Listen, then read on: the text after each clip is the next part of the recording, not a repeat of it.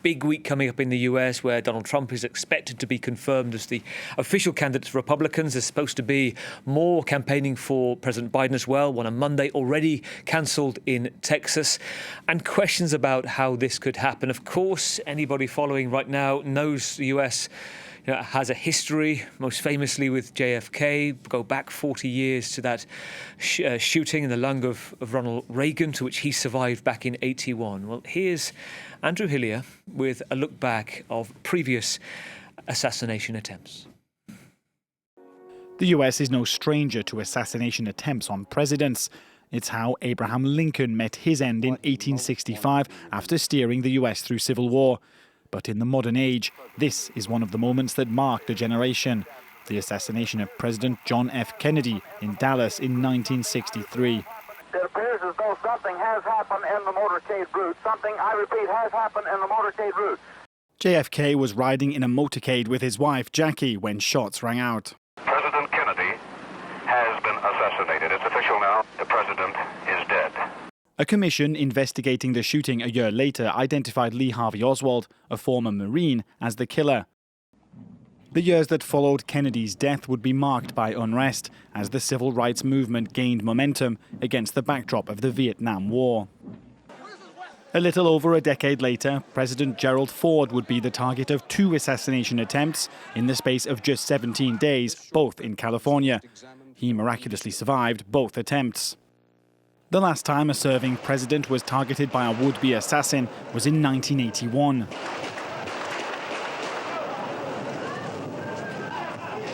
Less than 100 days into his first year in office, Ronald Reagan was seriously wounded by a shooter in Washington, D.C. Reagan spent 12 days in hospital. His response to the attempt on his life, a blend of humor and resilience, boosted his popularity amongst US voters in the aftermath. Andrew Hillier reporting. Kethevane Gorjestani is still with us as we wait in the next couple of minutes. We think we're going to hear from President Biden. Kethevane, it's been raised to me a number of times tonight by analysts talking about, quote, game-changing moment. And that's certainly, way President Trump's team will want to see this ahead of the elections, and also with in mind that how this has affected other, we talk about past events in the US, but look at what happened in Brazil. Jair Bolsonaro attacked, and actually many would say it helped propel his story to victory when he was sworn into office a few years ago. It definitely is a game changer in the sense that there is no way American voters are going to be the same today as they were yesterday. Their way of seeing this campaign is going to change, and that's why we were talking earlier about how the Biden campaign is trying to adapt their messaging, because they have to take this into account. Now, there are two things. Some political analysts say it's definitely a game changer, and if you would try to pick someone who it benefits, obviously it benefits Donald Trump, because he comes out looking tougher, and it feeds into his sort of narrative of how he sees himself as president. But they were saying that also that doesn't necessarily mean that the election is over and that it's a guaranteed win. We're still 4 months away from the election, and I was saying this a couple of weeks ago, saying a lot of things can still happen. I had not anticipated that this would be something that would happen in this time, but things can change. What is sure is that it's a shock to the system as a nation to see a former president, and thankfully he survived, but to see him being shot at a rally live on TV is a shock to the system. And you don't know how the population is going to react. Remember, and it was not a politician, but a lot of political analysts say that the killing of George Floyd, the unarmed black man who was killed by police in the spring of 2020, in the middle of the campaign, coming out a little bit of the COVID, that sort of also woke up a lot of the young, the liberal, the black community, and that was a shock to the system, and that it did play a role in the results of the election. So this could have that sort of same effect, but it is obviously very early and hard to predict how it will affect it. President Biden will speak within the next minute or so, we expect. In the time that we've got, just to mention, Kethevane, one thing that is apparent when we see Donald Trump being rushed into that car, the hostility to the press, to the cameramen from many in the so-called MAGA crowd, the Trump supporters. You've been at some of those rallies representing France 24. The BBC this time weren't allowed into that rally. Just describe what it's like actually trying to be amongst that and cover this. Well, it's very interesting as an American who has an American accent, but who works with a French network and who has a microphone that says France. The change in reaction from people who go to these Trump rallies is that initially, if I'm not, and I think we've got President Biden arriving, coming in right now. Let's hear from the president. Good afternoon. Last night, I spoke with Donald Trump. I'm sincerely grateful that he's doing well and recovering, and we had a short but good conversation. Jill and I are keeping him and his family in our prayers. We also extend our deepest condolences to the family of the victim who was killed. He was a father. He was protecting his family from the bullets that were being fired, and he lost his life. God love him. We're also praying for the full recovery of those who were injured, and we're grateful to the Secret Service agents and other law enforcement agencies and individuals who risked their lives literally for our nation. As I said last night, there is no place in America for this kind of violence, or any violence for that matter. An assassination attempt is contrary to everything we stand for as a nation, everything. It's not who we are as a nation. It's not America. And we cannot allow this to happen.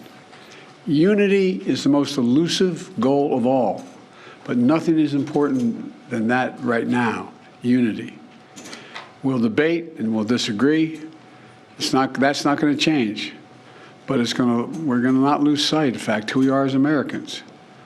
Look, Vice President Harris and I were just briefed in the Situation Room by my Homeland Security team, including the Director of the FBI, the Secretary of Homeland Security, the Attorney General, the Director of the Secret Service, my Homeland Security Advisor, the National Security Advisor, and we're going to continue to be briefed. The FBI is leading this investigation, which is still in its early stages. We don't yet have any information about the motive of the shooter. We know who he is. I urge everyone, please, don't make assumptions about his motives or his affiliations.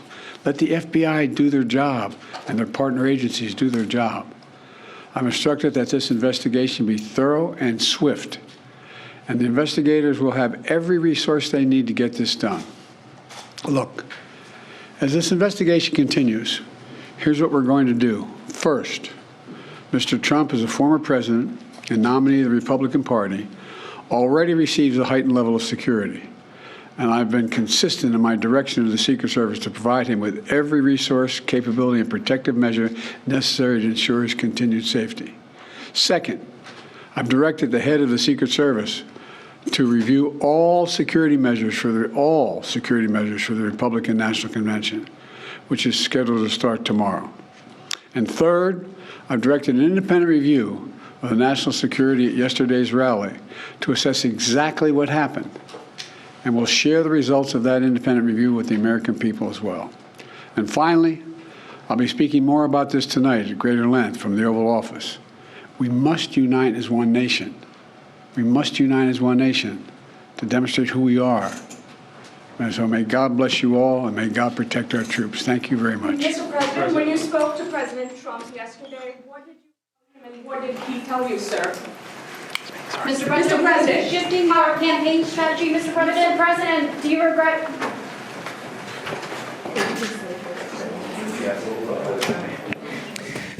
So a short statement from President Biden. He was looking like he might pause for a second to answer the question about what was said in that conversation with Donald Trump, but he decided to continue walking to the door. So what we know from that, he said he had a short, meaningful conversation.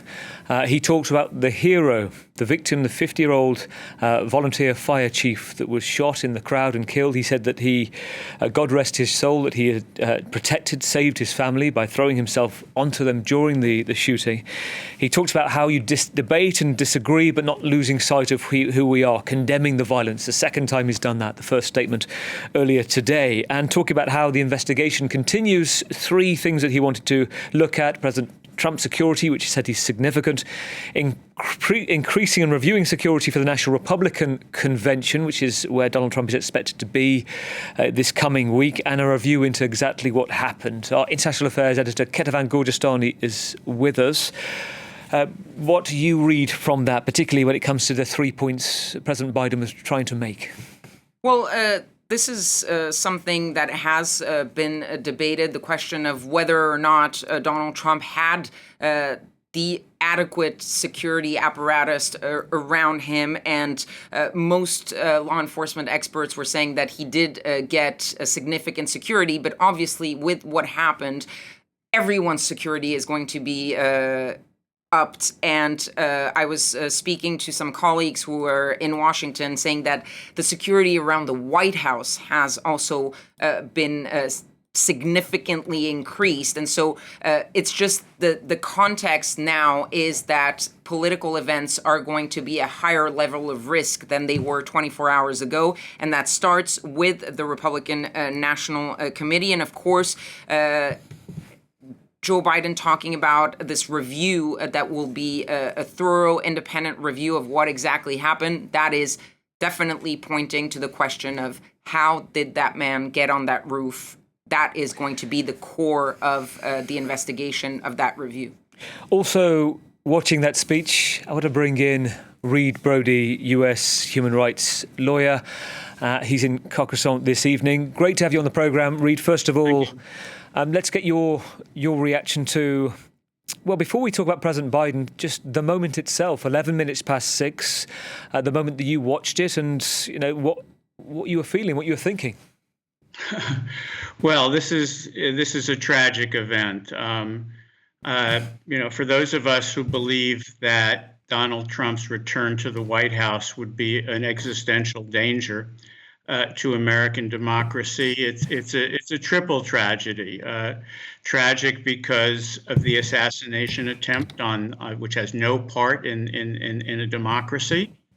Tragic because, as you've been saying, this is going to reinforce the momentum that was already in Donald Trump's favor and make it more likely that he will be elected the next president.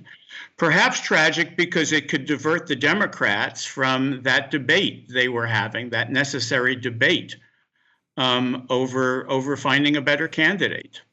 And these events, this kind of thing can't be written off as an aberration of violence, and is infecting and inflecting American political life. We live in a polarized, cultural and polarized society. We virtually segregated by demography, and as well as many other things. We receive our news in different places. We read different papers. We watch different TVs. We have different clubs. The ubiquity of guns, the radicalizing power of the internet. This is really a horrible moment. I think that Joe Biden, as much as I don't think he's the best candidate, he is the man for this moment. He is a calm person. He is somebody who reaches across the aisle. He is somebody who cares about human life. And I think he's setting the right tone for the country at this point. Is that how it seemed to you for that speech? Because it is interesting. And you just referred to it a moment ago that you rewind 24 hours. The focus still hasn't ebbed away from whether or not Joe Biden was too old. There were 18 or so Democrats who were calling him to leave. Questions being asked from senior ones, the most prominent politicians perhaps worldwide, the likes of Nancy Pelosi, saying, have a think about it, where he'd made clear he'd thought about it, Joe Biden. So that transfers the political, the journalistic energy to Trump, and that iconic image we'll no doubt see not just on social media but all of the newspapers tomorrow, fist in the air, the hero figure. What did you make of President Biden's statement? You'd called him a calm figure. You think that was a reassuring message to the nation?